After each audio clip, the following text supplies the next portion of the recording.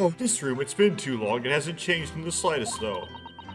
And it's been some 6 months, hasn't it? That's a long time for things to stay so familiar. I didn't know when you might return, and I want everything to be as you'd left it. But it has been some 6 months, it's true. So, was your father alright, Susie? What happened? My father? Yes, Professor Mikotoba. I mean, it was half a year ago, but that's why you went back to Japan. Because of the telegram you received saying he'd fallen ill with a very high fever for some unknown reason. That's right. So I was surprised to learn you'd be coming back so soon. Surprised but happy.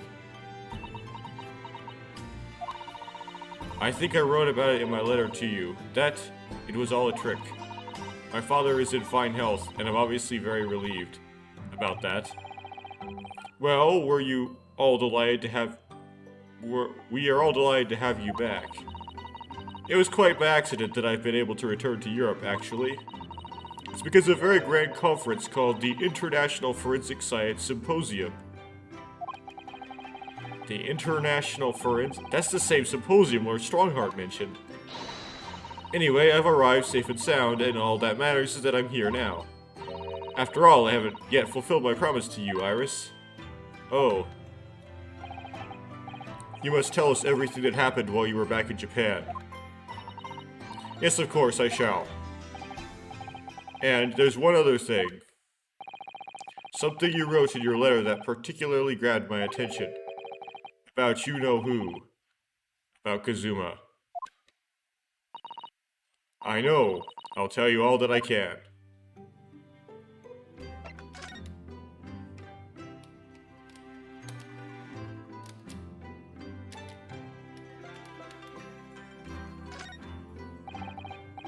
Thinking back, that spade's been here since we first moved in, hasn't it? I'm sure I've told you before, Mr. Naruhodo. It's not a spade, it's a shovel. No, shovels are for digging. That's for scooping up loose material. It's a spade. No, spades are for digging. It's for scooping. That's for scooping up loose material. It's a shovel. The great spade shovel war rages on.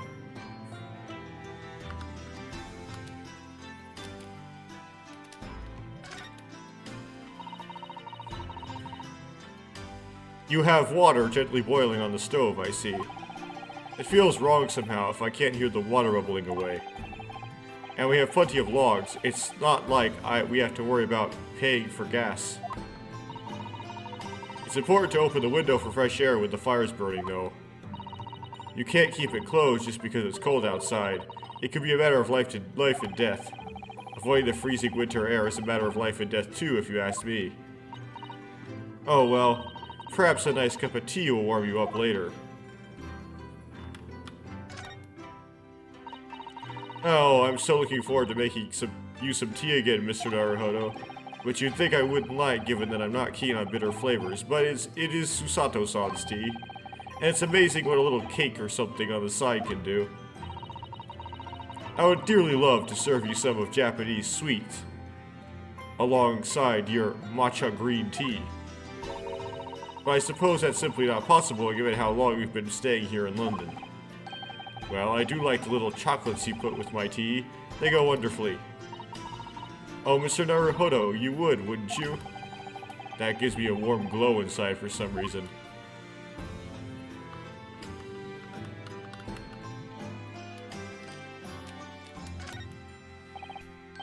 You see, I've been keeping my desk beautifully covered in papers as always. You really must tidy it all up, Mr. Naruhodo. No more excuses. I mean, Susato, the way I see it. All of these papers building up on my desk like this are a reminder of my wonderfully diverse daily life. I like to leave them as they are, so I never forget how lucky I am to have such varied experiences. In that case, you should definitely have a thorough tidy. Then you'll be able to see your papers building up all over again and feel that joy renewed. Still can't beat her in an argument, even though I'm the lawyer here.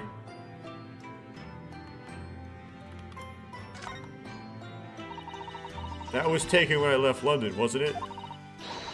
I had the same photograph on display in my room at home in Japan, you know. I wondered if we'd ever all be together again, to be honest. Oh, I know, so did I. But here we are, and I'm quite sure there's a reason we've been brought back together. I can't deny that having Susato-san back again makes me feel as though fate has something big in store for us.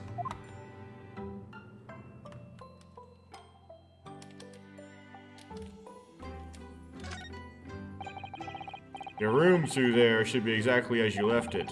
I've still never been inside. I've never been invited. Of course not. Only Iris is allowed in my room. No doubt I'll be hearing you two giggling away in there again then. It doesn't pay. Oh, there we go.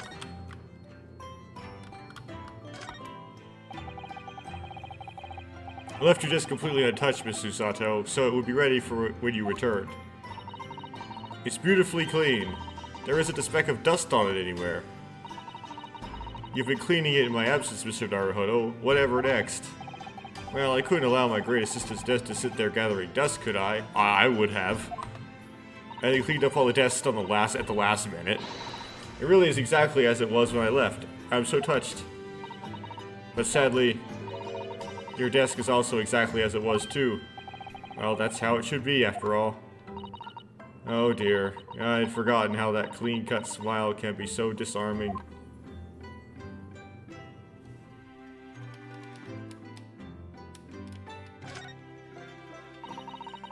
So pleased to see all our sea creatures doing so well in the aquarium.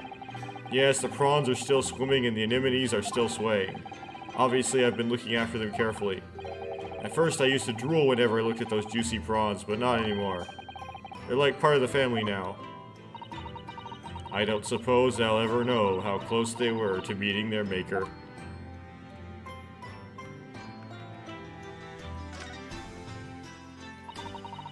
It must be about a year ago now. I wrote a really long story based on some of my father's old notes. It's about one of Hurley's greatest exploits. I called it The Hound of the Baskervilles. But then Mr. Sholmes forbade you from publishing it, and put the manuscript somewhere nobody could get their hands on it. So nobody knows anything about it apart from Hurley and I. But for some reason, you knew the title of it, didn't you, Susie? Oh, it sounds so exciting. The Hound of the Baskervilles. I should love to read it. And you wouldn't tell me how you'd come to know it.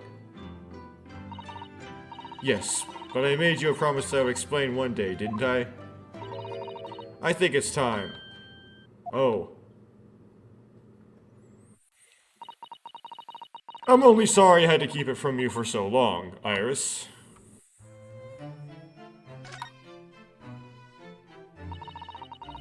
It was completely by accident that I came to know the title of your manuscript, Iris. It was a short while before we left Japan. I was cleaning Father's study and I saw something on his writing desk. A large box of papers. There was a label affixed to the box that was written in English. It read, The Hound of the Baskervilles. What? My Baskerville story. Of course, I had no idea what it was at the time. Father came in and... Susato, what are you doing?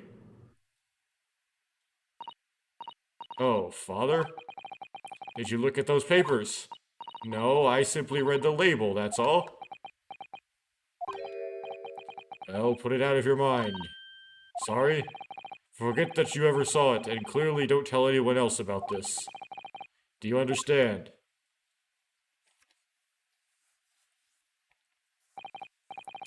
But what was Iris's manuscript doing in Japan? I have no idea. But when I heard Iris mention the word Baskerville that day, the title just slipped out. I would never have guessed that it was an unpublished account of one of Mr. Sholmes' exploits.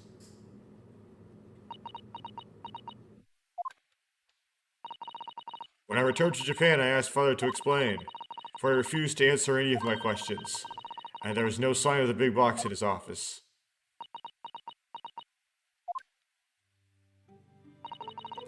That's really all I know about it. I've no doubt that Father had a very good reason for being so secretive about it, but still. I made up my mind to explain myself to both of you. Oh, thank you for being so honest, Susie.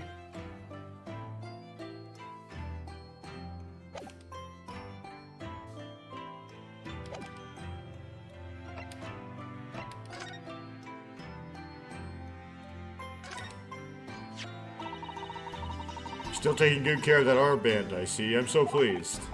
Well, yes, it feels like it would be me without it now, to be honest. Oh dear, there seems to be a thread coming loose just there, look. I'll be only too happy to mend it for you, Mr. Naruhodo. Ah, thank you. I must have scraped it against something again. I'm always doing that. Then take better care of it, please. It was all going so well until I ruined it.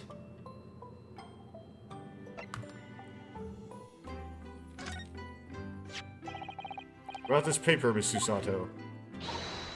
Yes, it's all about the great exhibition. I've been dreaming about it, you know. I was sorry that you were going to miss it when you were called back to Japan. So was I. I felt desperately unlucky. But here I am back in London. Whilst it's underway, it's a dream come true. Perhaps you're not as unlucky as you thought then. Once we've helped Professor Hairbrain out of this terrible situation, we should all explore it together.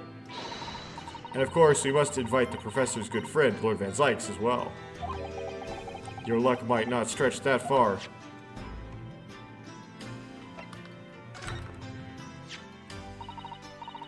This was used to shoot down the balloon, wasn't it? Yes, with a flaming arrow. It's quite a formidable weapon. I'm quite accomplished with a longbow myself, you know. No, really? If you were to balance an apple on your head, Mr. Naruhodo, I'm quite confident I could hit it from a good 50 meters away. Quite confident, you say? Does that apple necessarily have to be on my head?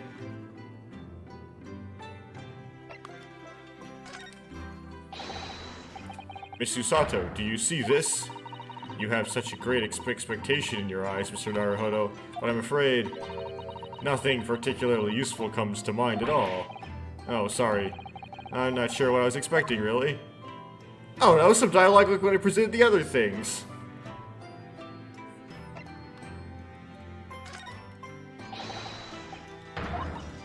Okay.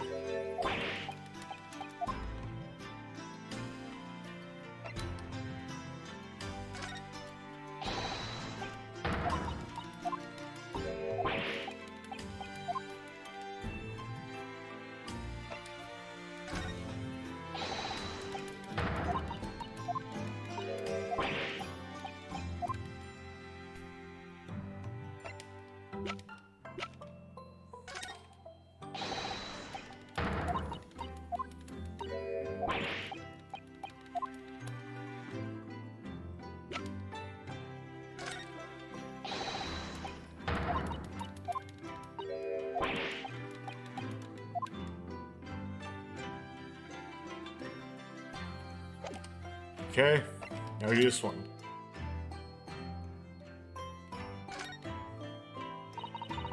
When I first arrived back in Japan, I really thought I'd never be allowed to return to Britain. But curiously, after that awful trial at the Supreme Court, Father's mood changed entirely. The awful trial, oh yes, for the murder of Giselle Brett. Oh, you dressed as a man then, didn't you, Susie? Oh, well, yes. Since women are forbidden in the courtroom, I had no choice. Wow, amazing. I wish I'd seen it. Don't you, Runo? Yes, I suppose so. I want to play as being a lawyer now. I could wear a false mustache, maybe. I don't think any mustache would hide the fact that you're just 10 years old, Iris. There's something else I've been wanting to ask you, Miss Susato. It's about the real reason why Professor Miko Toba summoned you back to Japan. You said in your letter it was something to do with that convict's loot we found in Mr. Natsume's lodgings. The collar of the Baskervilles? That's right, the very large dog collar we found with the B emblem on it.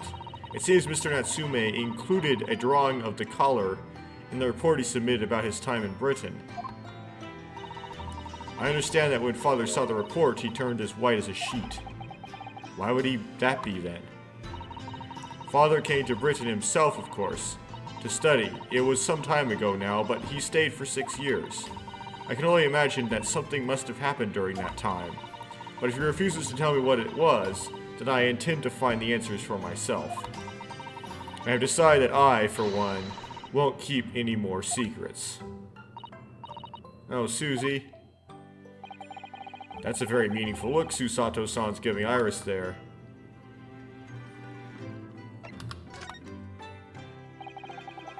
Lord Strongheart mentioned something about the symposium, too. I think he said that investigative authorities from 40 different countries would attend. Yes, and from Japan, my father and Judge Jigoku have been invited. Oh, so he's gonna show up. It's something of an honor, I believe. So, but why is she here so much earlier than they are? Well, Professor Mikotoba is the leading expert in forensic medicine in our country, after all. But who's the other person you mentioned? A judge, did you say? Yes, His Excellency Judge Shishiro Higoku. Ugh. Is there a hiragana for J.I.? I don't recall that. So, is that like an alternative romanization? Seishiro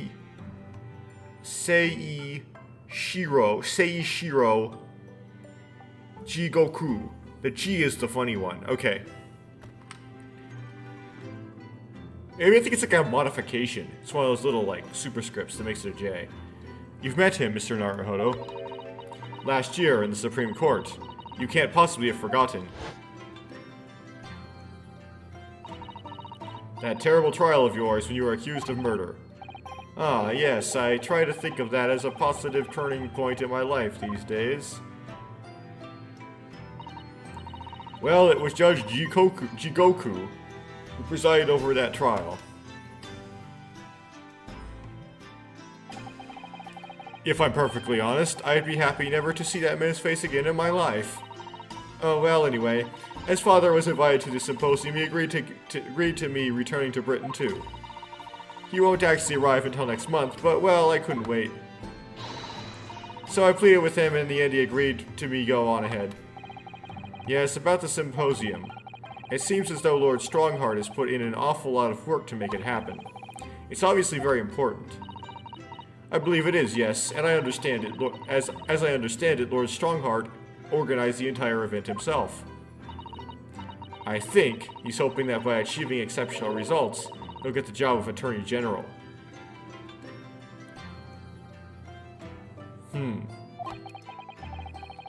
Ambition. The first step to ending up pointed at the most senior position in the British justice system. He's hoping to use his power to create the world's finest policing institution. Who is the acting Attorney General, though? That's what Father said anyway. Apparently it's Lord Strongheart's lifelong ambition. Does Professor Mikotoba know Lord Strongheart personally then, I wonder? Actually, Lord Strongheart gave me a long speech all about this very subject only yesterday. But I sort of lost the will to live early on and didn't really listen to much of it. How trying for you.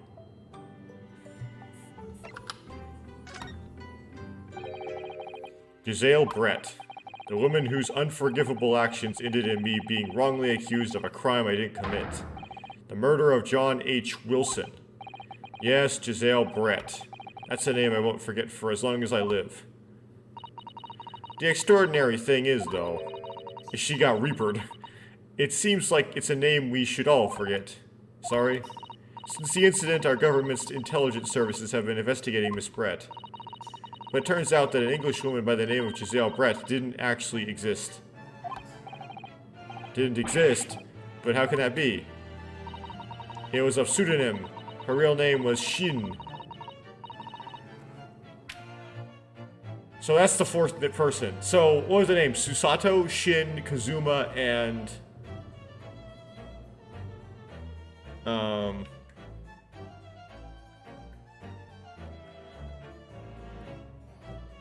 Soseki.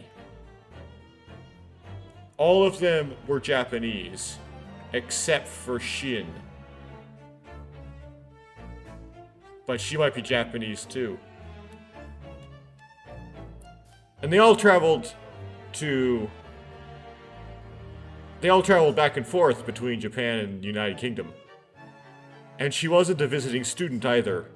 That was a front. Front? Who on earth was she then? Miss A. Shin. Her name is literally all our intelligence services have been able to ascertain about her. So she's an assassin, basically. Which is what I thought, right? She's a hit woman. She was sent there specifically to kill John H. Wilson. Well, that was the name.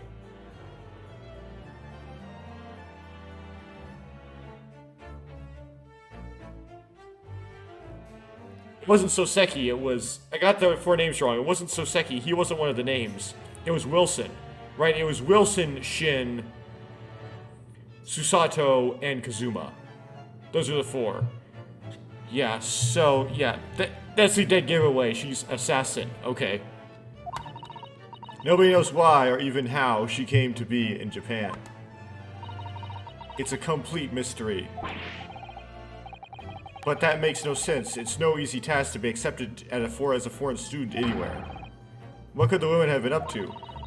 I'm afraid I really don't know. The only thing we can be sure of is that she had some business in our country that we don't yet understand. And now she's been killed, while all the questions surrounding her existence remain unanswered.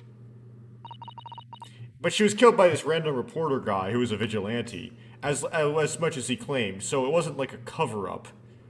I'm afraid so. A Shin. Who on earth was she? Now, why do I feel as though I've heard that name before somewhere? Because it was in the list of names in that secret government transmission that the communications director intercepted and tried to sell to Magnus McGilded.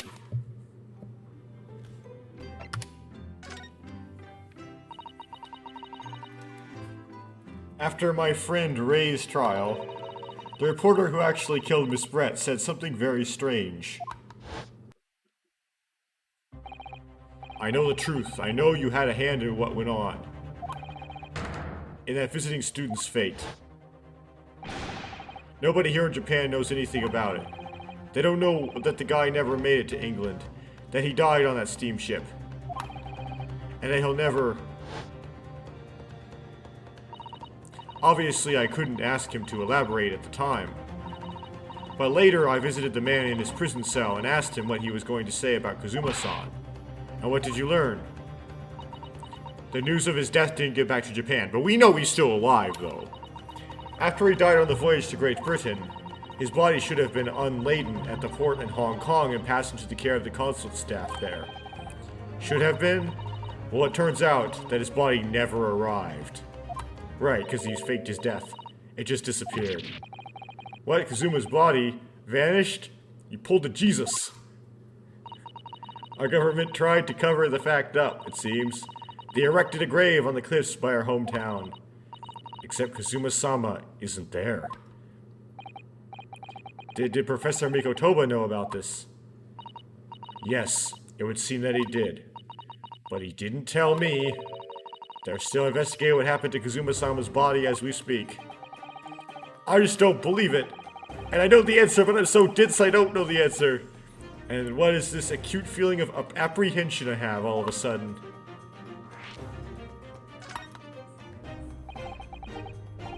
Thinking back now, some of the things that happened on the SS Burya were definitely strange.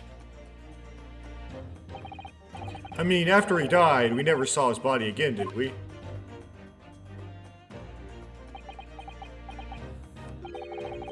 Could it be? Could it be that he's actually still alive? Stop it, Mr. Naruhodo! Time travel does not exist! It's too much to bear. I'm sorry, I didn't mean to. Just thinking about the possibility pains me. So very much.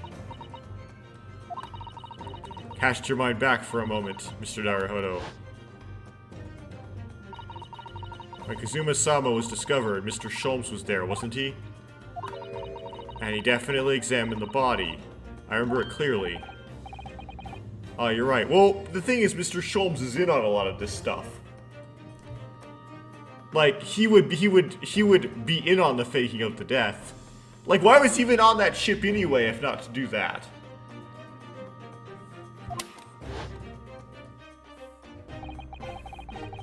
Yeah, it's like that big, huge question from that entire second case of the first game. Why was he even there, right? So if Kazuma hadn't actually been dead at all, It would mean that Mr. Sholmes had lied to us. But there's no reason why he would possibly have done such a thing. I suppose that's true, yes? I gotta deal with food. Okay, done that. The idea that he might still be alive somewhere. It wants to fill me with hope, but I can't let it. Because if it turned out not to be true, then I'd be back at the bottom of that awful pit of despair again. I'm terrified of what that might do to me. Oh, Miss Susato. I know she's given the idea the thought it deserves. Susato-san we're talking about, after all. So I probably shouldn't push it now. It's a really subtle ship. So, Mr. Naruhodo, I'm ready to start investigating if you are. Or maybe not so subtle. I've committed every detail about the case to memory. And Iris has told me about the disturbing happenings at the Waxwork Museum as well. New pose. Okay. So you're fully abreast of the situation already, Miss Susato. I'd expect nothing else, to be honest. I would think our first port of call should be to investigate Mr. Drebber, the engineer responsible for building the elaborate machine that was used to effect this extraordinary trick. Yes, a conjurer of sorts, by the sound of it, well known in the fields of science and magic. Then we need to go and arrest him. Well, yes, except he must tell the truth behind this case, so I agree with we really need to find the man. It sounds like it's a case of tracking someone down.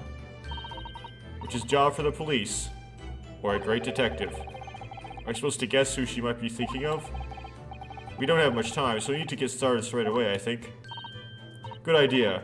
Well, best of luck then. Oh, you're not coming today? She'll show up somewhere. I'm going to Brixton Road shortly for the herb market.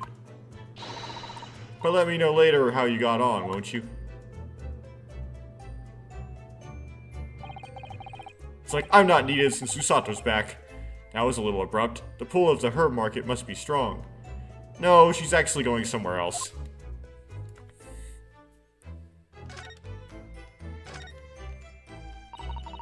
Do you know? I honestly thought I might never have the opportunity to return to Great Britain. And certainly not so soon. It's funny, for the past 6 months I haven't been able to work in court. Meanwhile, you've been raising a storm in the Supreme Court of Judicature back in Japan. There's just one case, please, Mr. Naruhodo. I may have been dressed as a man, but it was a very reserved performance. So what your father said in his letter about a Ryutaro takedown is reserved? Well, anyway, I'm back here in this great capital now. And I'm ready to assist you again. In any way I can. Thank you, Miss Susato. It's my pleasure, Mr. Naruhodo. Okay. Now we'll move.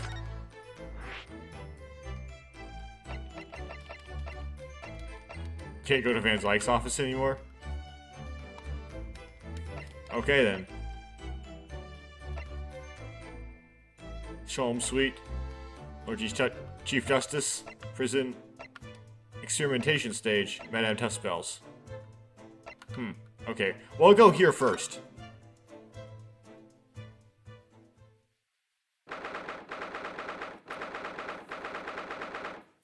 She's the most suspicious, just because of her obscurity.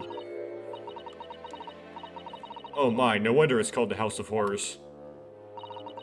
I'd like to turn on my heels and go straight home, via the confectionery. Being scared makes you crave sweets. I can understand that. I was looking forward to a reunion after 6 months away, but there's no sign of Mr. Sholmes anywhere. That's strange. He should be here investigating the abduction of the waxwork.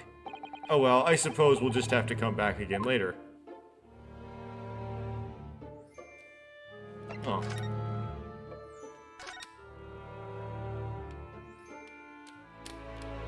We can get the examinings out of the way. Oh, what a horrifying scene, a murder caught in the grisly act. I know, and in case you're wondering, it's the one with the big knife that's supposed to be the killer. I don't think anybody would be in any doubt about that, surely. And did you know that according to the description, the bathtub at the back has no particular significance? What, really? I would have thought it was meant to show that the killer also worked in a bathhouse peddling criminal wares. I would think it was meant to show that she was going to bathe in blood, but that was already mentioned in a previous episode. Whatever. Haha, we have a new theory.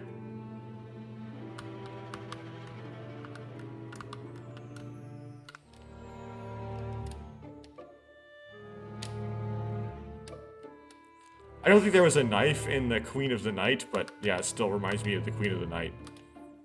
By Mozart.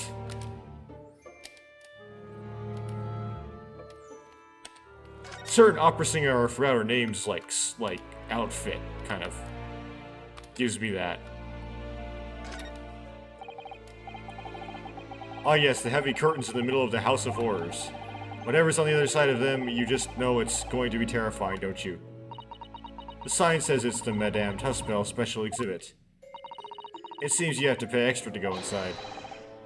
I know, can you believe that? Pay more money as if we haven't been scared enough already. It's not my doing, Mr. Naruhodo. And oof, she doesn't know Naruhodo knows what's behind there.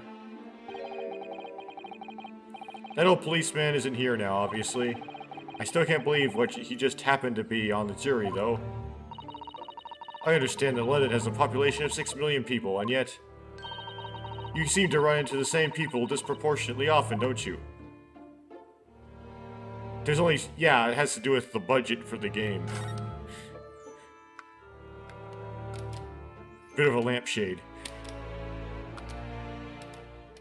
Stepladder. Oh, there's a stepladder there, look. Oh, yes. A stepladder.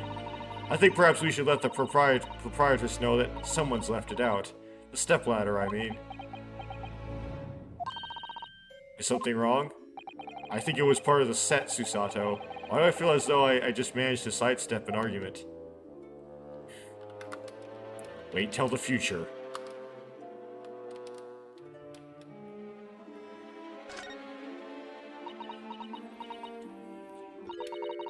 This one's posture reveals his weakness. Sorry. The killer's stance leaves him wide open to attack. I'm quite sure I could see him off.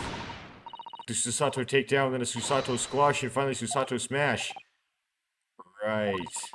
And if that doesn't render the culprit unconscious, a Susato slam would finish him. A Susato slam?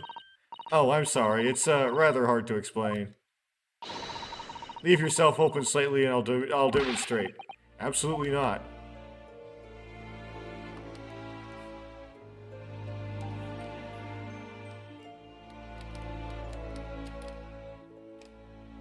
I got through this, like, at least the examines. But, I guess we have to go here later.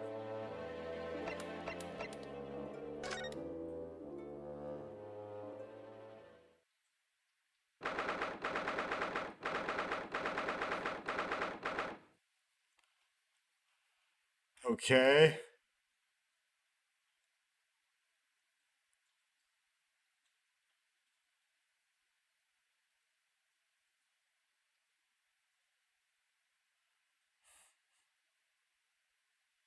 I see force equals mass times acceleration, and at least that means something. I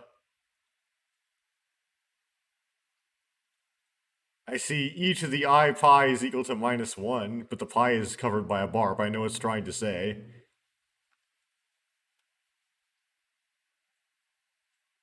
The rest is kind of like nonsense-ish.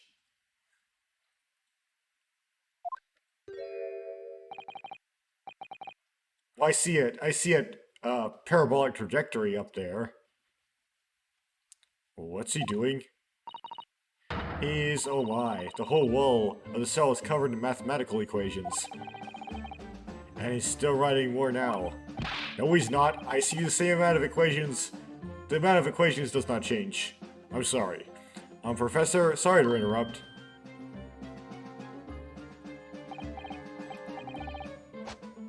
Oh, Mr. Naruhodo, and who is this young lady?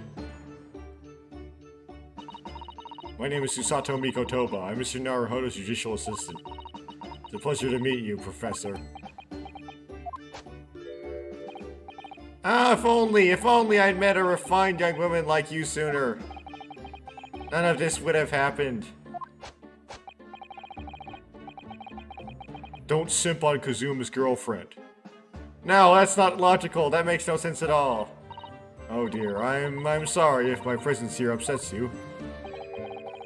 I owe you an apology. I owe you an apology too, Professor. I didn't manage to deliver what I promised you I would in court this morning. Oh no. The whole thing, the whole miserable affair. It all happened because I've been such a complete and utter clot. Professor Hairbrain? What have you been working on in your cell?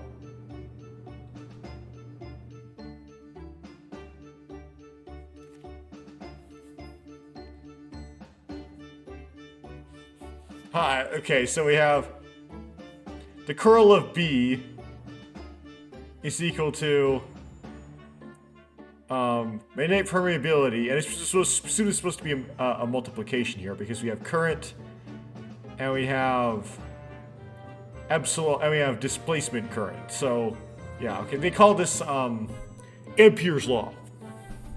Cool. I don't recognize this one.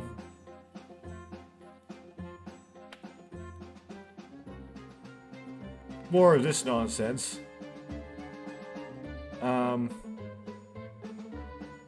Yeah, force equals mass times acceleration. For all little m element of big M. This stuff doesn't make any sense. X is just velocity times time.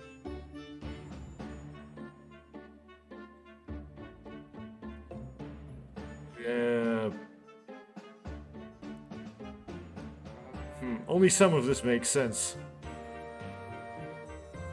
Anyway.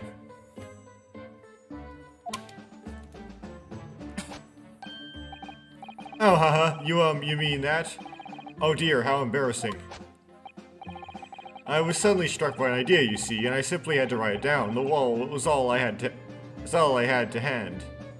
Yes, your idea was Ampere's law, Newton's second law of motion, and some stuff. Oh, is it some new hypothesis? Something to suppress super high voltage instantaneous kinesis, maybe? Ah, no, actually, this is my autobiography. Your autobiography? How I was diddled and fiddled by Albert Hairbrain. I found I can represent my odd fortunes with only odd numbers in an ambitious set of simultaneous equations. Really? I'm going to have to pay back all the loans I took for the kinesis machine, you see. So there's going to be a new serial publication from next month. Part 1, an odd birth and an odd upbringing. You can't beat the man's optimism, that's for sure. I see. Well, for now, would you mind if we talked a little more about the case? Oh yes, of course. I've been working through the numbers. I was fiddled by the pair of them, Mr. Esman and by the aloof engineer Drebber. We're not going to have to sit through an explanation of all these equations, are we?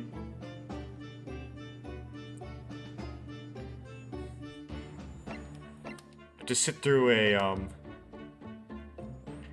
an exhibit of the game writer's lack of scientific literacy.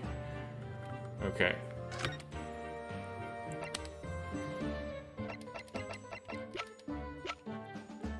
Present some stuff. Professor, do you recognize this? Oh, it's Andrew, my faithful friend. How have you been? Are you alright? Nobody's mistreated you, have they? Don't worry, he's being very well looked after. In my hyperspace arsenal. I always rub him with the machine oil until he's gleaming. Right. And then, when I come to tighten a screw with him, he slips in my hand and I can't do it. It's that age-old problem faced by driver files the world over, isn't it? What is this game rated?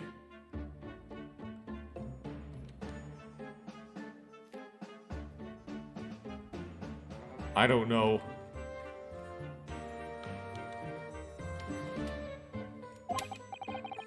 I really wouldn't know, I'm afraid.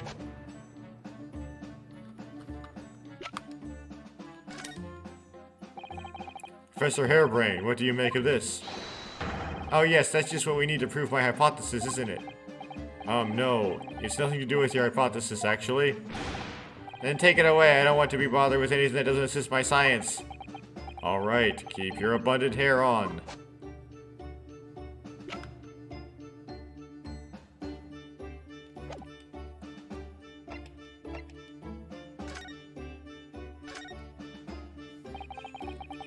Everything I believe in has been turned on its head. My research, Mr. Esman, the kinesis machine, my hypothesis even. I'm sorry I come to this. There was really no other way. No, it is not your fault. I want to protect my work, but in the end there is nothing worth protecting.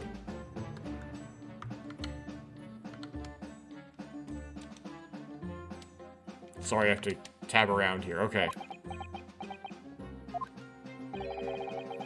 It was never my intention to deceive anyone. I didn't want to trick the public. No, of course you didn't.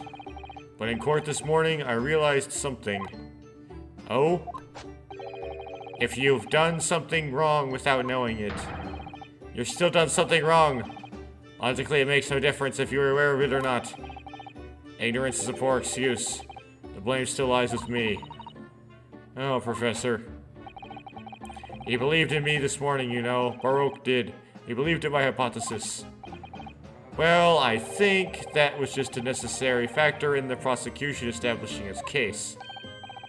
No, Baroque wouldn't do something like that. I'm sure he's genuinely believed it. Did he? No way he did. He's not an idiot. I think I understand now. Why it was that he decided to take on the prosecution in this trial, I mean.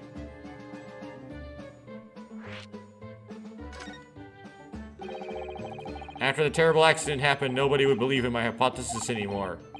Not the police, not the prosecution service, not any lawyers even. I feel like I dealt some kind of finishing blow there. So if any other prosecutor had taken the case, if it was anyone other than Baroque, I'm sure the prosecution would have declared my hypothesis complete and utter nonsense. And in that case, you would have been declared a fraud yourself, Professor. Exactly, which would have been a fate worse than death for me. But Baroque insisted that I was a proper man of science from start to finish. You think that's why he... I know him very well indeed. He's an extremely kind-hearted soul. Right next to his desk is a chess set. But that extremely kind-hearted soul spent all morning trying to paint you as a murderer, didn't he? Well, admittedly, that part of the analysis appears to have some flaws in it. Now, what about the whole Reaper side of things? How does that fit in with this kind-hearted soul idea?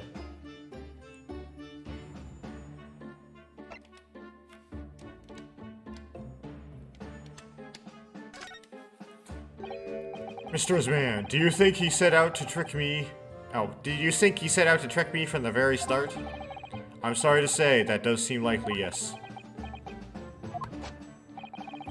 When I first met him, he introduced himself as a wealthy financier.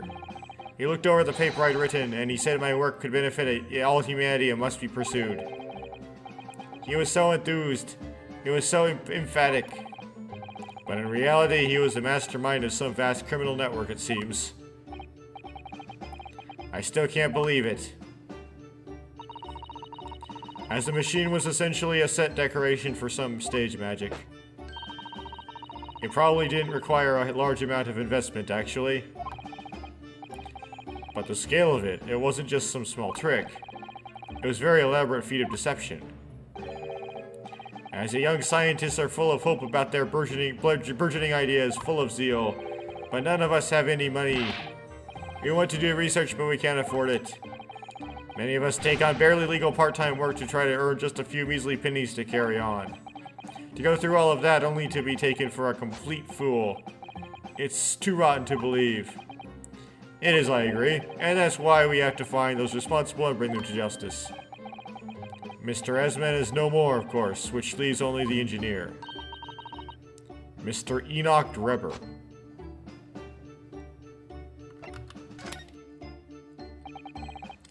As an engineer, or a magician, or a swindler, is he? It was about a year ago when Mr. Esmond first brought Drebber to meet me at my laboratory. Since then, I've met him many times to discuss details about the kinesis machine. But at no point did you have any inkling that he was just an illusionist? Oh, he definitely wasn't just an illusionist. What do you mean? He was a wealth of deep scientific knowledge. There's no question that the man's a genuine scientist. It's instantly apparent in conversation. I see. But the wretched man deceived you, Professor. It's unforgivable. We must do everything we can to find him and bring him to justice. Is there no more clues you can give us to his whereabouts?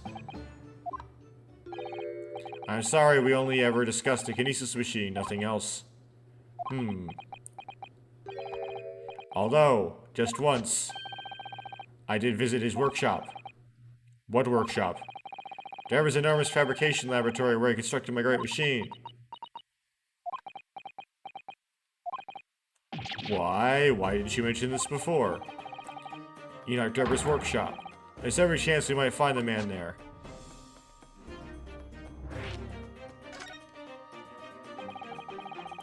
So you've been to Drebber's place of work then?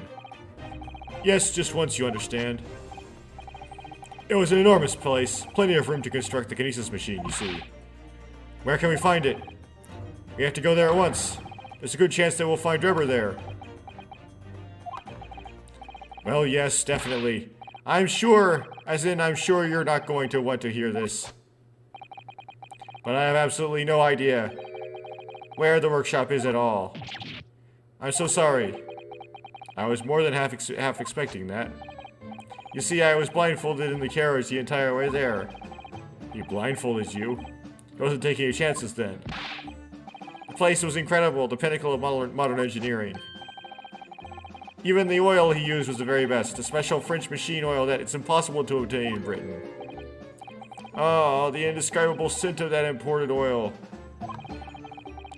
Perfumers across the world should forget their secret formula and use that instead.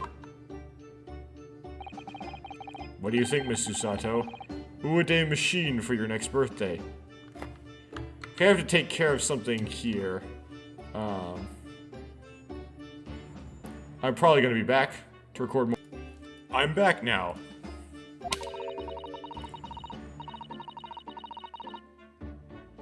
Never used any kind of perfume, Mr. Naruhodo, and I'm not sure I'd like to start with that. I don't suppose you know even part of the workshop's address, Professor. You don't have a business card from Mr. Drebber, for example. The man was clearly... what? The man was clearly very cautious, Miss Susato. I'm sure he would never have. Ah! Yes, I do. He gave me his business card once. It's right here, look. Let me see that. Throw etiquette to the wind, why don't you?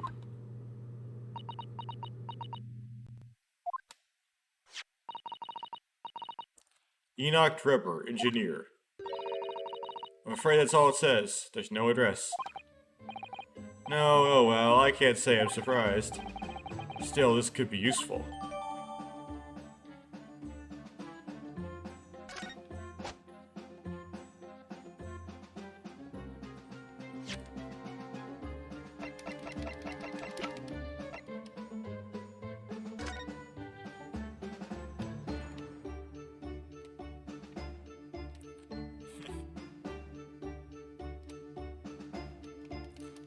There's like a flat on this side, and a plus sign on this side, which I presume is supposed to represent the Phillips, but Phillips don't have like those square corners. Anyway. This dark smudge here, it's like he spilled the olive oil. I think perhaps it's machine oil. Ah yes, possibly. Professor Hairbrain mentioned something about the oil Mr. Drebber uses, didn't he? He said it was a specially imported, very high quality oil that's impossible to obtain in Britain. Oh, that's right, but more importantly, that it's more fragrant than the finest perfume, so excuse me a moment. Oh, it doesn't appear to have any scent at all. Don't worry. I expected that's just because there's such a tiny amount here.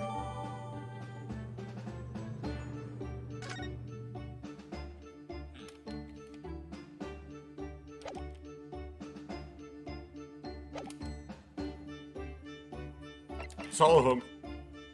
Well, but we will do this, though. We're gonna present it back to him. Professor Hairbrain, what do you make of this? Oh, okay. Nothing.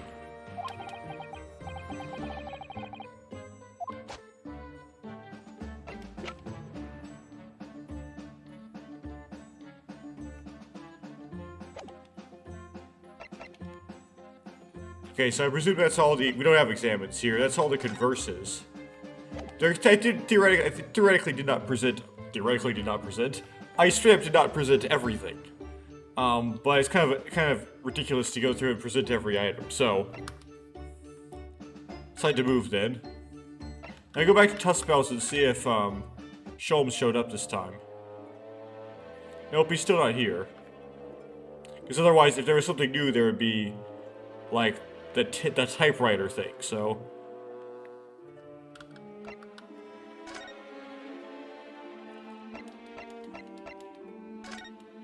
Let's go to Strongheart's office.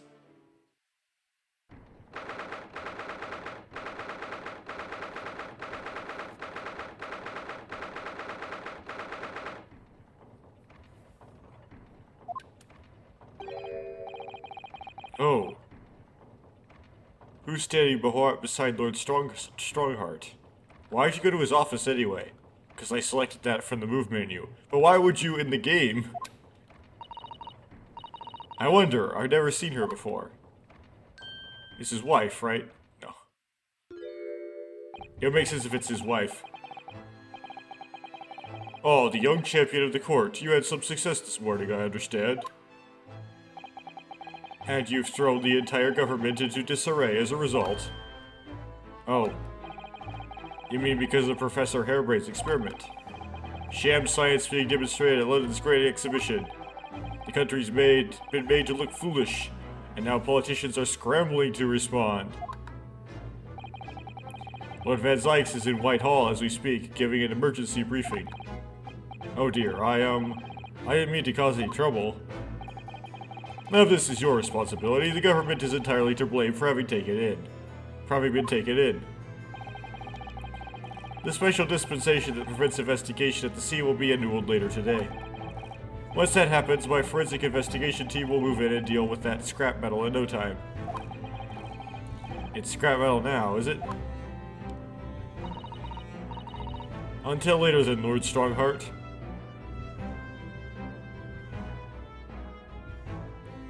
Is this gonna be the boss prosecutor? She has a prosecutor's badge.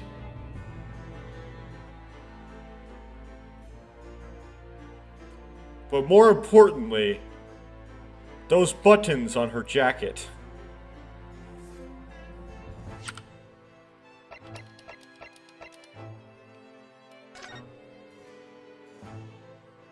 They remind me of the buttons on his jacket, but the rest of the clothes are pretty different though.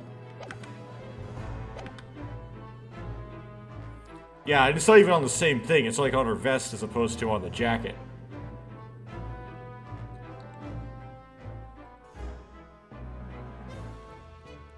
Anyway, they're gonna leave it as a tease. We're gonna have to wait till the last trial probably to see who this person is, because she's gonna be the boss prosecutor, I'm guessing. And she's probably gonna be the culprit too. Yes, thank you.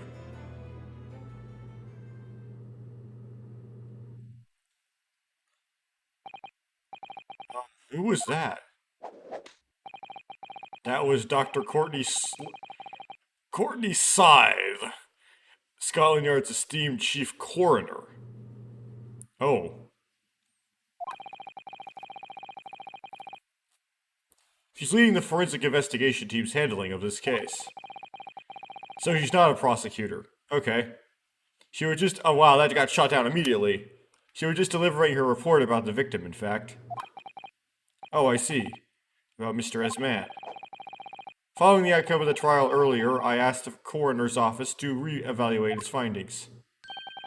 I don't have time to tell you what she concluded. If you want to know, you'll have to ask her directly. You can find her at the forensics laboratory. Alright. Now, what were you here to see me about? I can give you 7 minutes and 39 seconds of my time. So he's not running quite so spectacularly late anymore.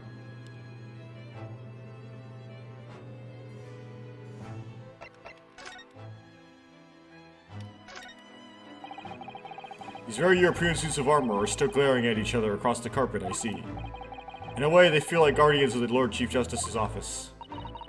I suppose they're rather like the lion dogs that guard shrines in Japan, aren't they? Aren't they a bit too human to be called lion dogs? Did you know that it's a dream of mine to keep 2 cats one day? I feel as though we've gone off on a bit of a tangent, don't you?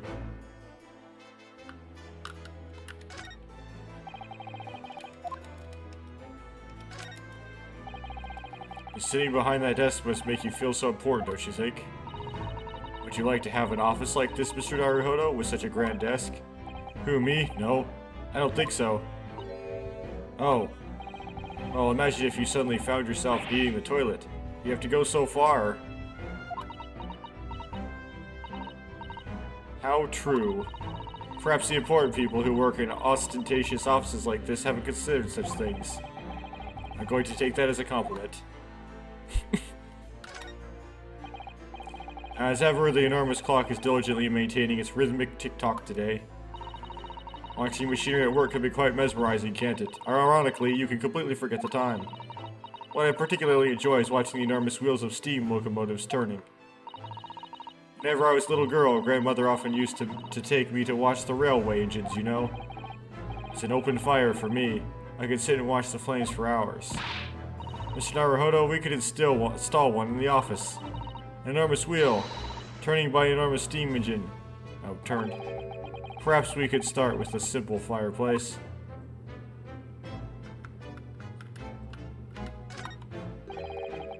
You couldn't read all these books even if you were reincarnated 6 times over as a bookworm. Can Lord Strongheart really have read all of these? Thinking about it, Father's study is full of books that look as though they've never been read too. Oh, really? Peddlers of books are forever pushing their wares on him, you see. And I think he's just too kind-hearted to refuse them. There's a phrase for that in Britain. People would say they saw him coming. Makes me wonder if perhaps the vast number of books on the shelves in here are a sign of Lord Strongheart's overwhelming kind-heartedness. I'm not sure you could afford to have a kind heart if you had to keep Lord Van Zykes in line, could you? Okay, I think this should be it.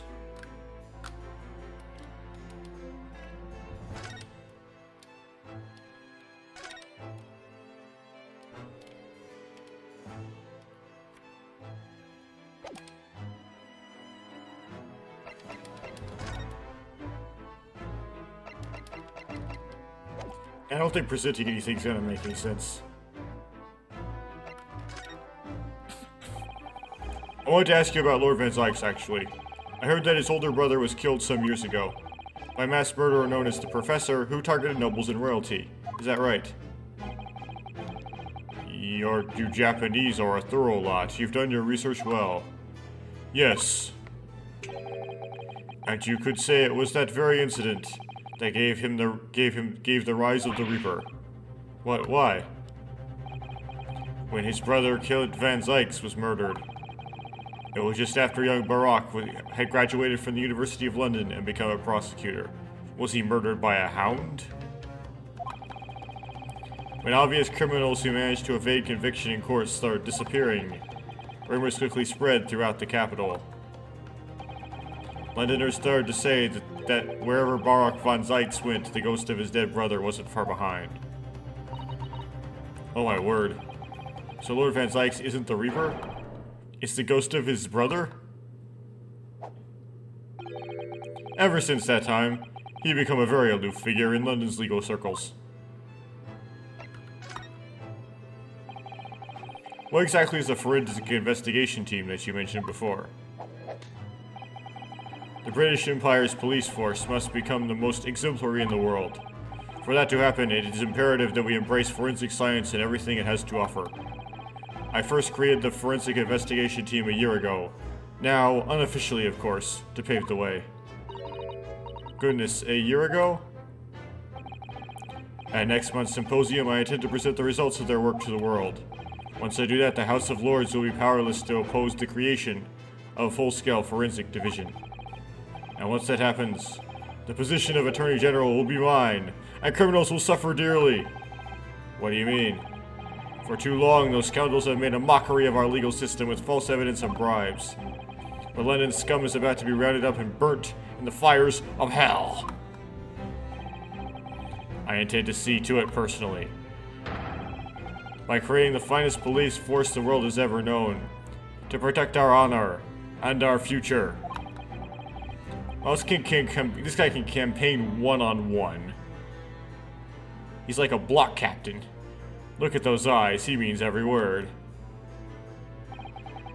Dr. Scythe is an extremely reliable coroner.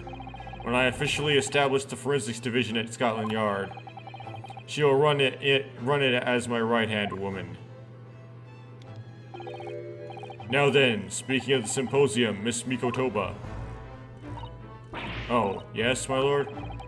Your father should be on the high seas as we speak, making his way here to represent the Empire of Japan. Yes, that's right, I understand he will arrive at the beginning of next month. Are you acquainted? Are you acquainted, Lord Strongheart? With Professor Mikotoba, I mean. It was many years ago now, but yes. I remember Dr. Mikotoba very well.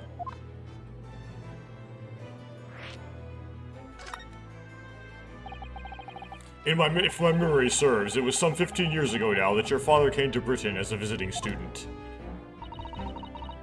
It was the year I was born, so yes, 16 years ago, in fact. Mikotoba was a young practitioner of forensic science, and Goku accompanied him as a young, promising judge. The punctiliousness and politeness of the Japanese at the time impressed us greatly. Not that I wish to imply impoliteness or carelessness on your part in any way. I didn't think that you were... Mr. Mikotoba studied forensics at one of London's large hospitals. St. Sinners, if I'm not mistaken. Dr. Scythe was also there then, as it happens. Then Dr. Scythe knows my father, does she? She was a young medical assistant at the time, so I doubt your paths crossed regularly. But I've no doubt they knew each other superficially. After all, Dr. Mikotoba was here studying his subject for some 6 years in total. 6 years? That's a long time to be studying abroad, isn't it? I lived with my grandmother in those years. So he left this newborn daughter behind and went overseas for 6 whole years? It was a rather turbulent time at home. Oh. Perhaps father wanted a reason to get away. What do you mean, why? Well, clearly something was going on at the time. Well, we don't know what happened to Susato's mom yet. Oh yes, Lord Strongheart. Go ahead. It's about Professor Harebrain's experimental machine. We'd like your permission to examine the remains, if possible.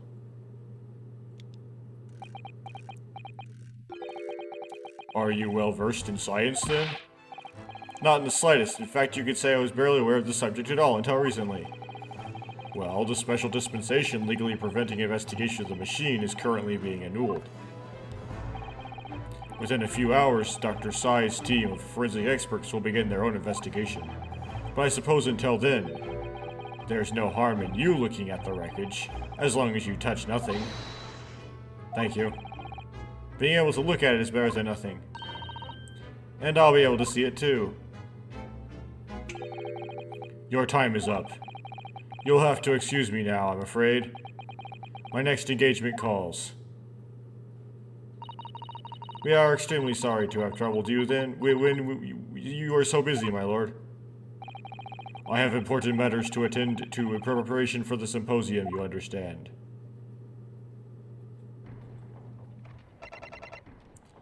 Okay. Well, if there was a present there, we'll never be able to do it.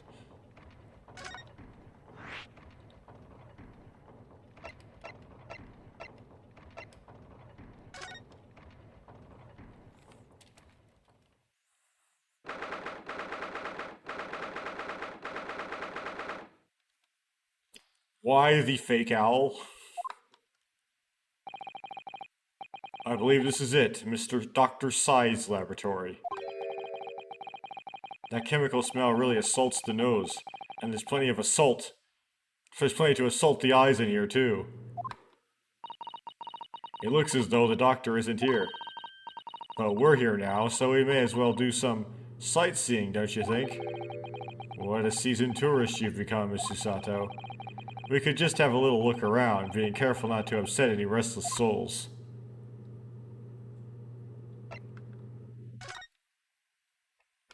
Yes. Spine. Those large jars seem to have pale things floating around inside them. I suppose they're fruit liquors or something. Or like the pickled omniboshi plums we make back home. It's like they're pickled body parts, though. Father had jars like this in his laboratory as well.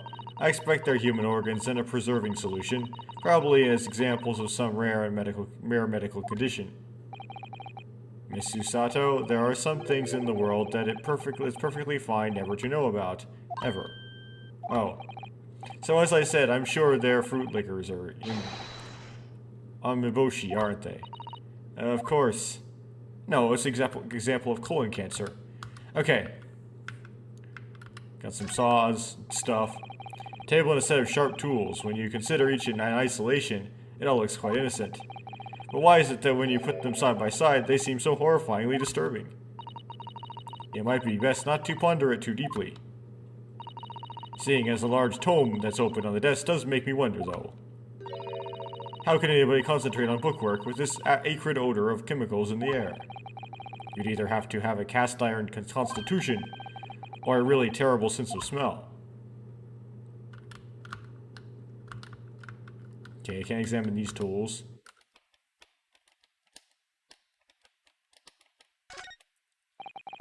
Look at all the bottles on the shelves in these cabinets. What an assortment of chemicals. These ones here are labeled highly toxic. That's worrying because there are also things that look like salt and pepper shakers in there. Oh yes, and they actually say salt and pepper on them. The doctor probably spends a lot of time in this room, I suppose. Perhaps she has meals here sometimes. Like that potato, like the potatoes. Okay, life goes on, even when you're surrounded by death.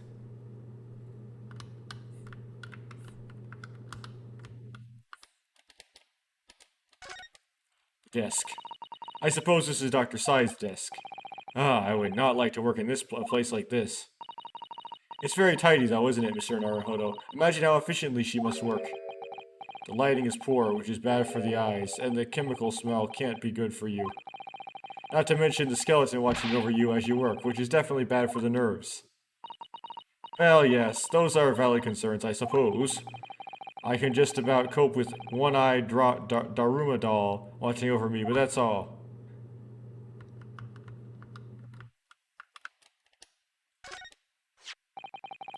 Look at this big, thick book here. It appears to be an accounting ledger. It's a record of the forensic investigation team's spending, I think. Oh. What is it? It's clear that the team purchases various equipment and supplies on a monthly basis, but... well, one entry seems rather strange. Really? In what way? They're buying 500 scalpels every month. Yeah, forensics, that is kind of strange. Now, for, like, a surgeon, yeah, that makes sense, because they might actually throw away the scalpel after it's used. They don't bother to resharpen them.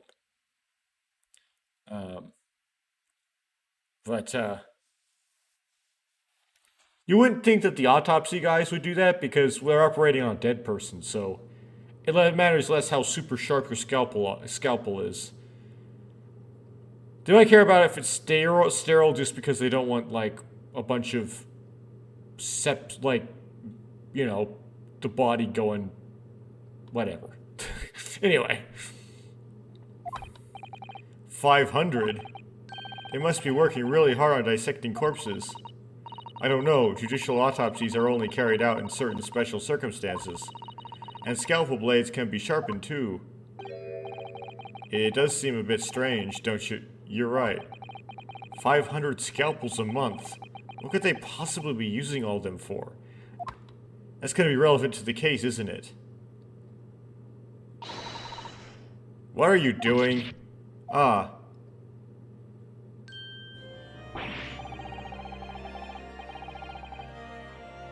Sorry, we had something we wanted to ask you, but you weren't here, so... So you thought you'd snoop around. That's acceptable to you people from the East, is it? Well, what do you want? Lord Strawheart told us, you see, that it was you who examined the victim's body. Or Mr. Azman's body, I mean. So we came to ask you about your findings, on Lord Strongheart's advice. Very well. If the Lord Chief Justice has given his consent, I'll tell you what our investigation revealed. But when we are done, you must leave immediately.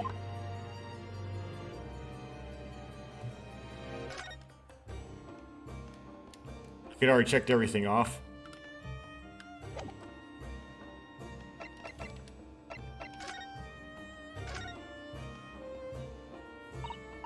So, you want to know what the forensic investigation team determined from its examination of the scene? The victim, Mr. Azman, who disappeared from the experimentation stage amid an explosion. And then Mr. Azman, who appeared moments later partway up the Crystal Tower. Were without question one and the same person. That is the team's conclusion. But that can't be right.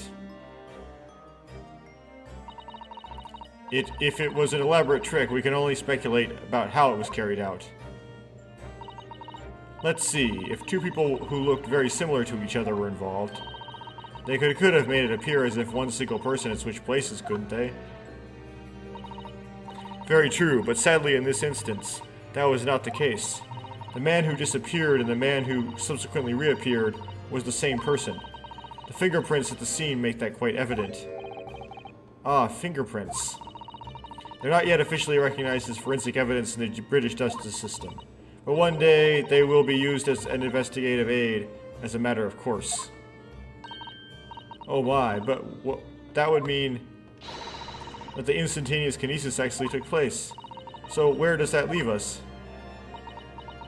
Sighs like nope. My team was tasked with investigating, not drawing conclusions. But you conclude they were the same person. Is the wax figure... No. Instantaneous kinesis is impossible, and yet the body did move from one place to the other. This hasn't cleared anything up at all. It's made the whole thing even more of a mystery.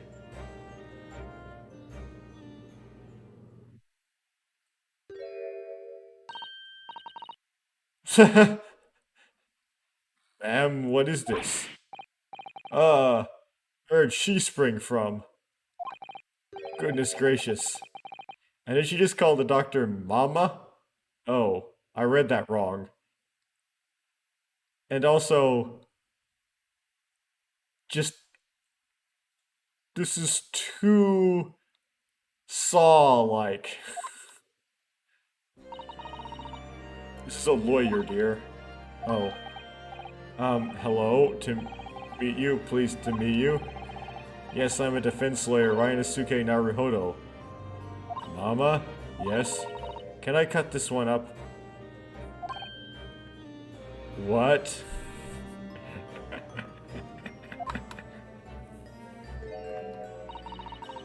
I've never seen inside an Eastern person before. I want to know what it looks like.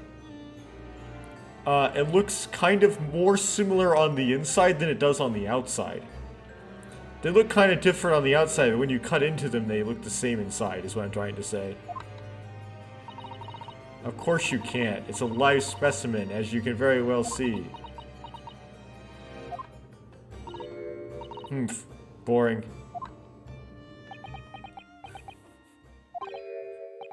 I think I just had a near-death experience. Oh dear, Mr. Naruhodo, you're as pale as a corpse. Now let's leave before I'm mistaken for one.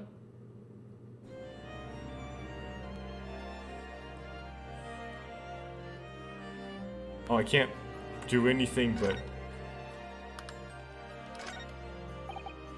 So, what are you doing at the moment, Doctor? Keeping a close eye on things so no impertinent Easterners think they can look around my office. Are there such impertinent Easterners around? How terrible. Yes, you. She doesn't mince her words, Miss Susato. I think perhaps it's time we left.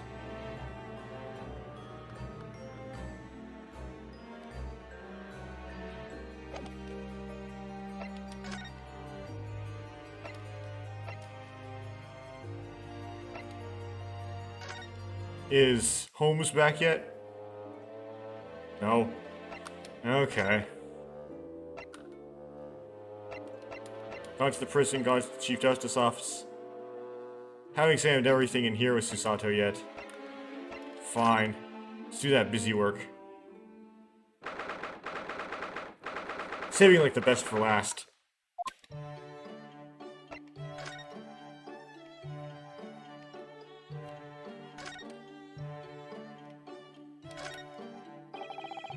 Finally managed to remember this behemoth's name, the Great Analytoscope. I don't think it was here when I left for Japan, was it? Oh, is that right? Yes, because it was with the pawnbroker. Oh, of course. Well, that's given me a wonderful idea. I could pawn everything in that's on your desk. The office will be tidy at last. Don't even joke about it, Miss Susato. You are joking, aren't you?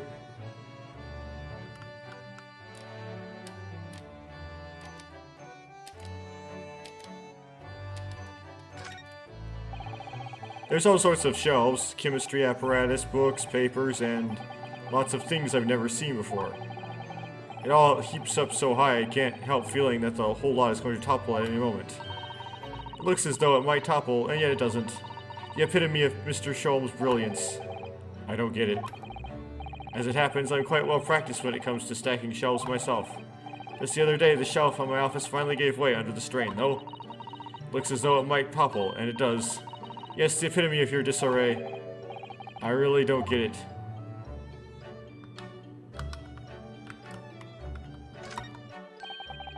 This is Mr. Sholmes' famous violin, the one he found sold for a song at a pawnbrokery. What's it called again? A shoddy something? Oh yes, this wonderful instrument features in the adventures of Herlock Sholmes. It's a world-famous Stradivarius. Strata what? Stradivarius, Mr. Naruhodo. Stragivore. Are you even trying now? Well, come back to this another time, I think. For some reason, I guess Stradivarius is hard to pronounce for Japanese people.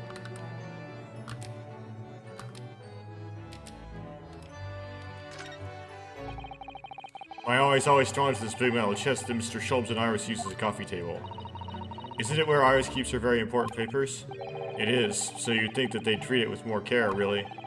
But only the other day I saw Mr. Sholmes kick it. Oh no. I suppose something must have been frustrating him. What a shame to mistreat the furniture, though. Was it damaged?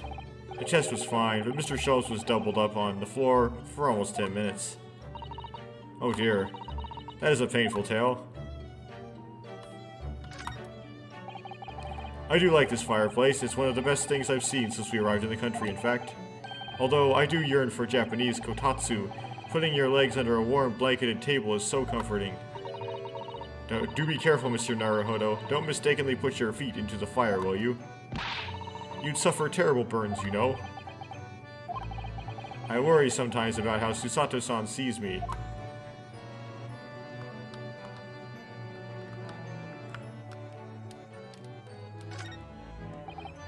Ah yes, Mr. Sholmes' curious collection of trinkets from the various mysteries he solved. It's one of my favorite parts of this room, full of items with such exciting tales to tell. And I do believe he's added to it since I last looked. Now there's a mysterious pince-nez, a mysterious little box, a mysterious horseshoe, a mysterious biscuit. I think that last one might just be one of Iris' unfinished snacks.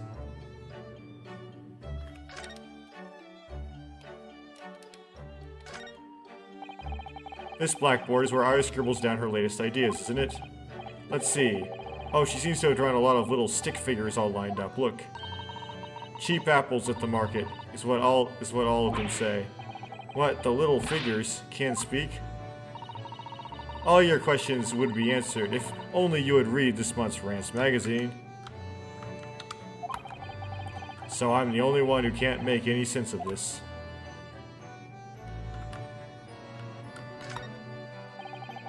Iris's pretty little tea set is set out beautifully as ever, look.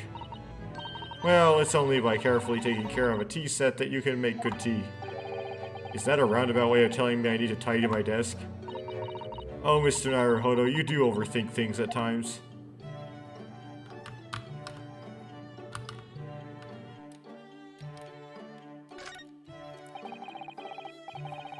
If I remember correctly, this large and imposing lump of iron is called a typewriter.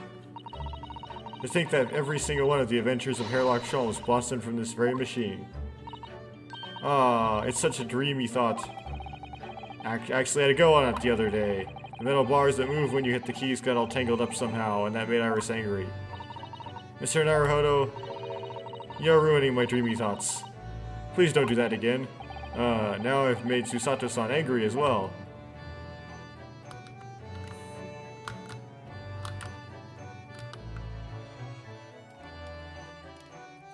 Okay, there we go. Done that. Busy work. Now I have to finally go to the stage.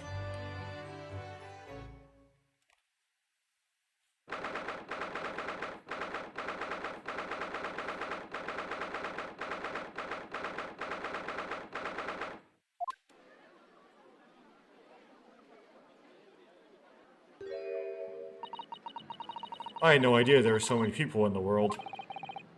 I know what you mean. It's really packed here today. It feels as though it's taken us 2 hours just to make our way through the crowds to this point. Has it? I shut my brain down, so I didn't really notice, to be honest. Gosh, I do wish I had your absence of mind sometimes, Mr. Naruhodo. There you are. I had a feeling you lot would show your mugs before long. Oh, Inspector Gregson. I see you're hard at work as usual. Warm greetings to you. I do hope you've been keeping well since we last met. What's with all the ceremony? We just saw each other in court this morning. Not you, Sunshine, the gentlewoman so loyally at your side. Oh. Why, thank you, Inspector. How good of you to notice. Did she treat Susato like that? Did he treat Susato like that, though? He might be a bit rough around the edges, but he's still a proper English gentleman at heart. I suppose. As you probably guessed, we were hoping to investigate the scene some more. Right, well, that's the young trainee's domain. Oh, get over here, Gina.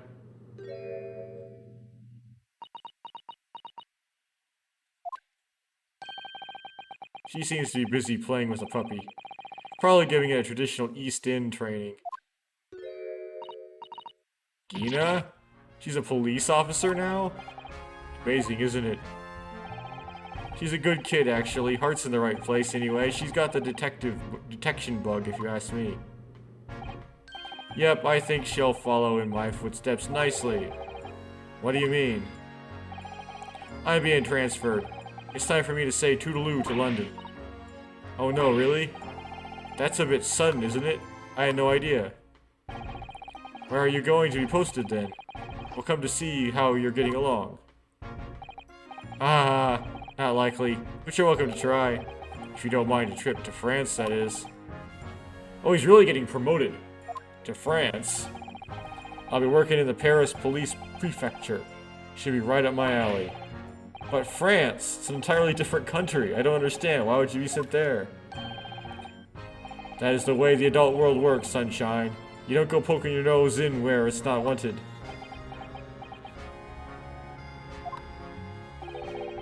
I'm intended to take the kid with me when I go. What? You're taking Gina to Paris? Well, I can't leave her here in London. Who knows what'd become of her? I suppose he's worried she'll slip back into slipping her hands into people's pockets and purses. I don't think he's worried about her pickpocketing, Mr. Naruhodo. I think he's worried about the Reaper. Oh, of course. So that's playing on Inspector Gregson's mind too, is it? Anyway, I haven't mentioned any of this to Gina, so don't go blabbing, you hear me? No, of course not. Proceeds to blab. I gotta keep that diva safe and sound until all this is over at least. Oh, did you just call me a bloomin' diva diving diva again? So you heard that, did you? Right, well, any questions about the scene, you can put them to my capable detective diva here. Alright, you are the boss. Inspector Lestrange's in charge here now.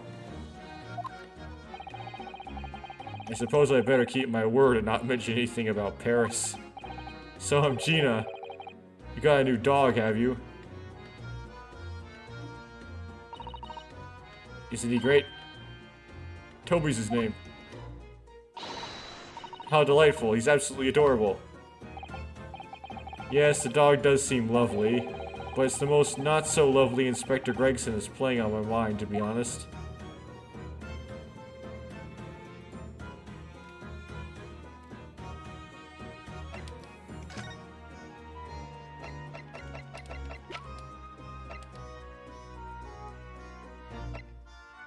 I don't think any of these will work, but I'll do this just to see what the filler dialogue is. Gina, have a look at this photograph. It's amazing looking down on everything from up there. I love high places, me. Really, if I'm honest, I can't stand looking down at the ground when I'm high up. I always have to look up. Shame. I wanted to show you what it's like, but there ain't no point now. Why not? So all you're gonna do is look up at the sky. I ain't gonna be able to look down on you. With you, sorry. I mean, I don't look down on you or nothing, but you don't want to do it. It's your choice. I don't think I'd ever go up in a balloon, to be honest, not in my whole life. But now I'm starting to think I might like to.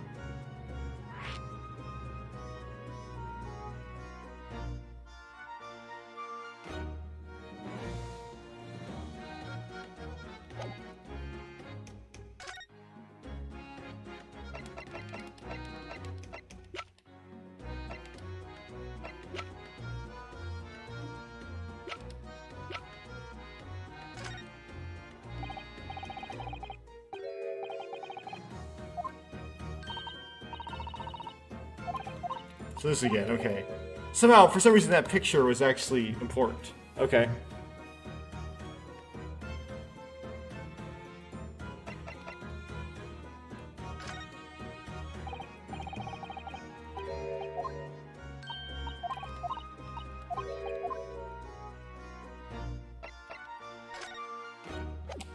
See anything special about the crossbow?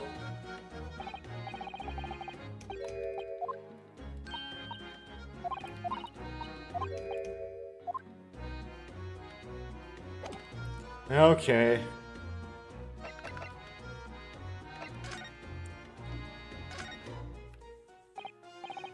I'm Gina. We were actually hoping that we could investigate the scene again. Yeah, alright. If it's around here, you can do what you like. Oh, that's alright, is it? I'm gonna be playing with me new friend here. Ah, yes, Toby. Woof. The machine that exploded must be at the top of those stairs, I presume. I haven't actually seen it yet, so if you don't mind. Sorry you can't go up there, Suze.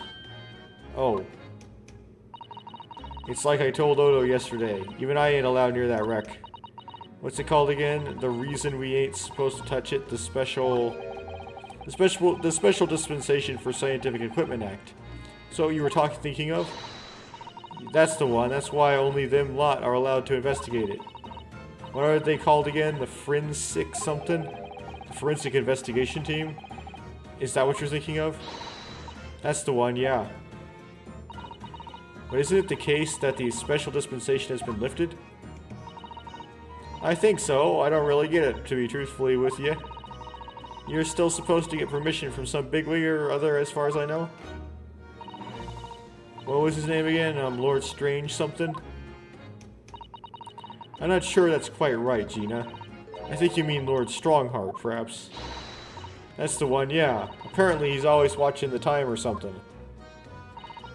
Actually, we've just recently been to see Lord Strongheart. Hey, you what? You've met him. Last time the boss was called to go and see him.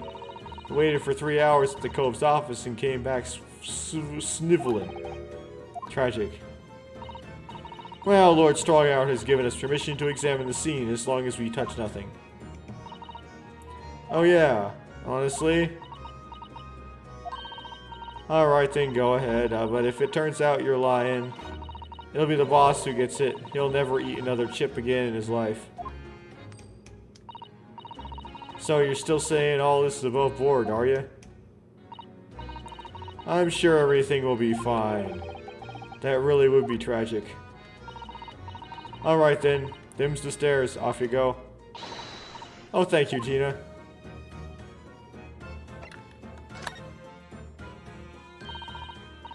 It was great, weren't it? I had a right laugh. It was new one on me, that. You know, being in court and not spending the whole time worrying about I'm about to be found out. You did keep an awful lot of secrets in all your previous court appearances, didn't you? Yeah, I know those made things hard for me every single time and all. Just doing my job, Gina. Watching someone else get it in the neck is a lot of fun, actually. It was amazing when you showed that dodgy professor's dodgy experiment was a total fix. The dodgy professor, as you put it, Gina, is Mr. Naruhodo's client. Yes, I'm starting to wish he wasn't, though. It's the boss I feel sorry for, sent off to do the impossible. What do you mean? Supposed to arrest that other cove, ain't he? And in time for tomorrow and all. You know, the dodgy engineer. What's his name again? Mr. Drebber, you mean. Enoch Drebber. That's the one, yeah.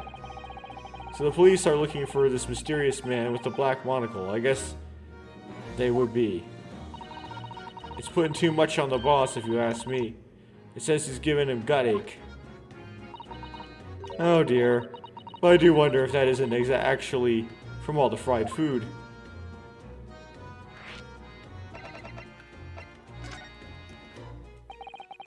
So Scotland Yard are trying to track down Mr. Enoch Drebber. I wonder if they've had any luck.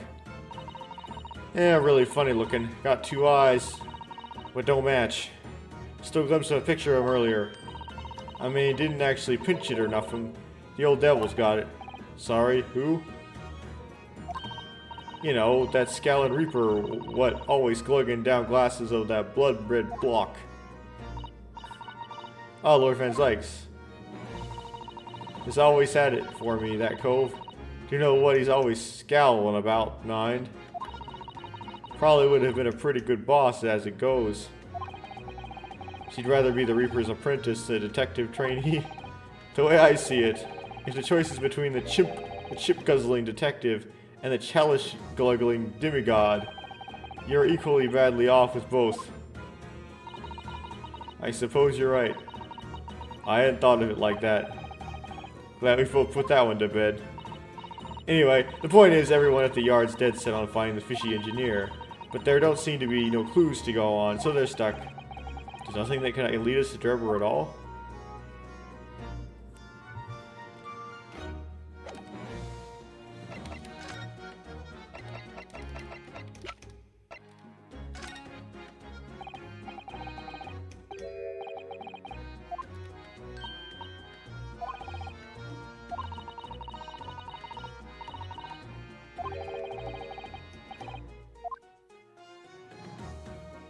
Nope, okay.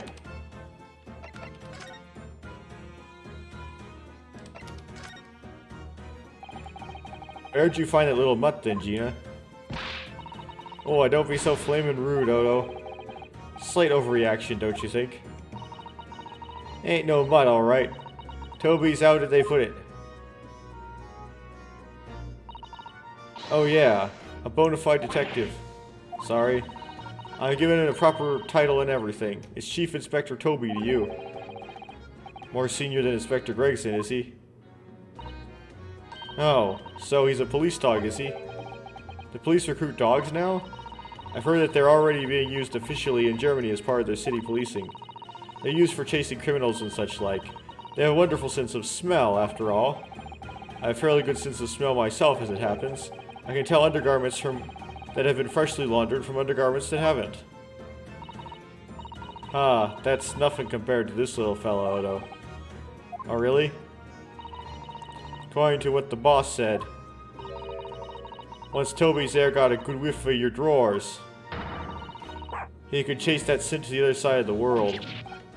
What? To the other side of the world? You mean, you can swim? Mr. Naruhodo, I think you may have missed the point by rather a wide margin. I just can't believe this little dog has such an incredible skill. I'm telling you, Odo, there's going to be more and more dogs doing their bit for the police in the future. Yes, I agree. Right, one of these days they'll be barking orders at us lot, not the other way around. Oh dear. Sorry, Gina, I don't think I agree with your vision quite that much. Well, anyway, whatever you think about that, Toby here is Britain's first police dog. Found him down the East End the other day. Someone had just chucked him out on the street. There you go. I knew she lifted him from somewhere. Oh, Gina, you're such a kind-hearted soul, aren't you? Children and to animals. Wish you might have done a PETA and, like, kidnapped an animal that wasn't really lost. But now that we've done that, will it work now to, present the thing with the scent on it? About this, Gina. Yes, it is working now. Yeah, I'm still learning my letters at the moment. I don't know an A to E. I only know A to E. So if it ain't too much bleeding trouble... actually, Gina, it's the back of the card that's important. How come? There's just a dirty old smudge on the back, that's all. It turns out that this is very high-quality French machine oil. It's a very particular scent, apparently. You don't say. Let's have a whiff, then. You sure? I don't smell nothing. No, we didn't mean that you should smell it. Oh, right. You mean Toby.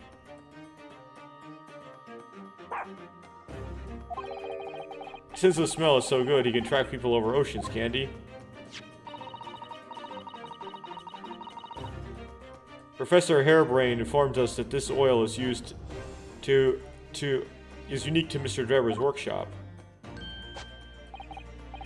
Sniff, sniff.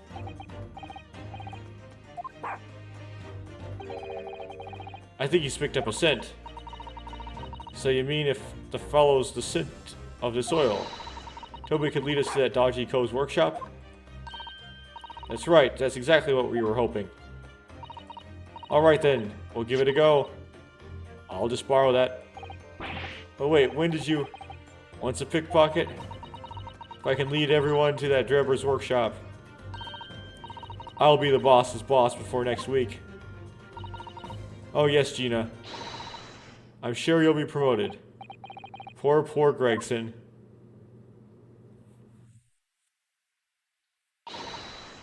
Right then, Odo, leave it to me. Sorry? We're gonna get going after the doggy engineer cove right this minute. Oh, but hang on, someone's supposed to be on guard duty all the time. I'm afraid we can't help. We need to get on our investigation as well, Gina. Oh, right. Oh well, never mind. I ain't gonna be me what gets it in the neck. He'll be the boss. Poor Gregson again. Ready, Toby? Got that oil scent, have you? Come on then, boy. See you later. I do hope the scent of that oil leads them to that swindler's workshop. Yes, I hope so too. Ideally before the dog swims across the channel to France. I'm gonna have to end it there. Because I'm out of time. I'm out of, like, lifetime. Which sucks, because I'm, like, really enthralled. That's why I'm, like, doing this super late. Okay, you're gonna see how late it is when I save the game.